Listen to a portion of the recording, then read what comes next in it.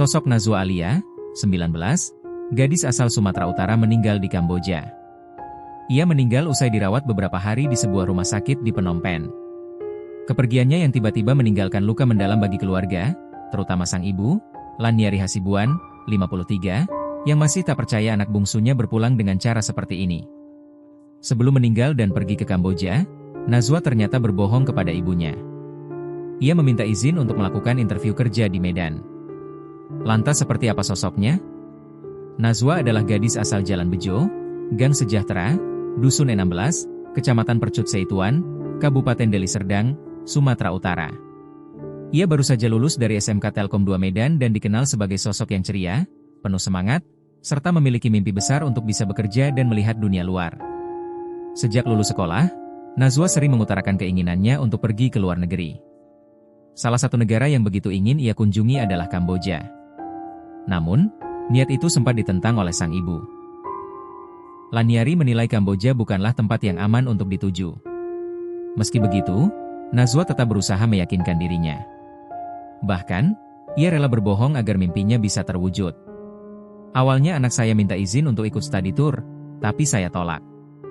Lalu, ia minta izin untuk interview di salah satu bank, dan itu saya izinkan, tutur Laniari saat ditemui wartawan, Jumat, 15 Agustus 2025. Dengan alasan tersebut, pada 28 Mei 2025, Nazwa berpamitan dari rumah.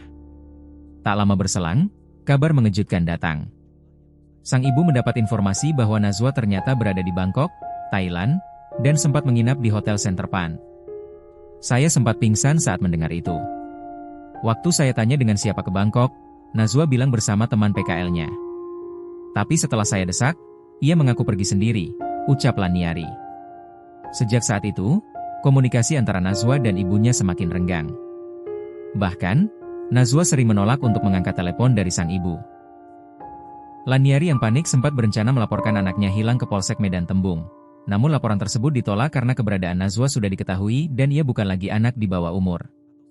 Perjalanan panjang penuh kecemasan itu akhirnya berakhir pada Kamis, 7 Agustus 2025.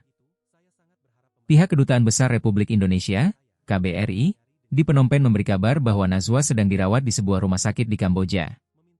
Namun, Laniari tidak diizinkan untuk langsung berangkat ke sana.